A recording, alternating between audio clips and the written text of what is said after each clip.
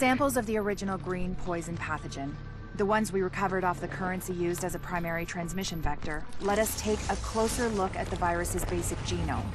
What I found was clear evidence the bug had been manufactured. There's genetic material there from a half-dozen other pathogens, bolted onto smallpox to make a more efficient killing machine. One of the things that makes a virus lethal is adaptation. Rapid mutation makes it harder for antibodies to identify and drugs to kill.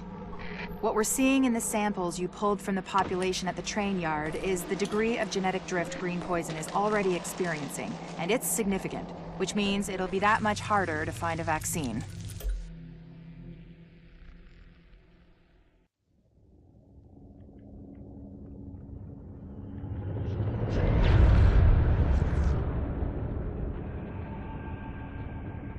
What you're looking at is the smallpox virus. It normally takes 1 to 2 weeks for it to incubate in a host, and it's not contagious while it's doing so. Looking at Amherst's notes, it's clear he wanted to change that, to make green poison infectious while it developed and to speed up that incubation process to make it spread faster. In English, it's more contagious and it reproduces faster. And that's bad.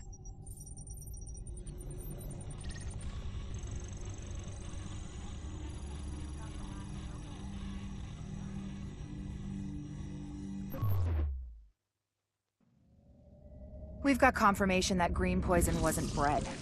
It was coded.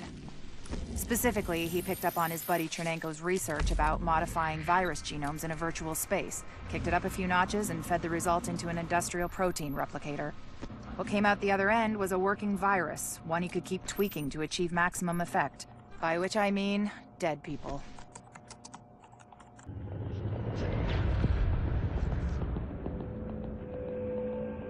What you're looking at is the smallpox virus, one of the deadliest pathogens on the planet. For centuries, it did a wonderful job of helping keep the human population in check. But times change, and sometimes Mother Nature needs a hand in improving her creations. Like, say, speeding them up a little bit, making them contagious when they should be quietly incubating in a host, or making them more lethal.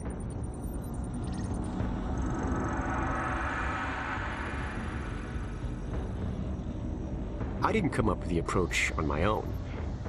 My friend Vitaly is one of the pioneers in the field, and the idea has been around for years. Genome as data. You see, once we digitized DNA, we made it infinitely mutable. We could do 1,000 virtual variations in the time it used to take to grow a 1 lab-grade generation of pathogens. And we could pick the best, most lethal combinations and make them real. That's how you make a killer virus, you see. Mix in genetic code from other diseases, and you move the sliders all the way up on lethality and virulence. The goal was a 90% mortality rate. I'm not sure my green poison is going to quite hit that, but honestly, that's just details. As long as most of humanity goes, the Earth stands a fighting chance. Technically, technology is what's killing the planet. But that's not really the case. It's the greed that drives the technology.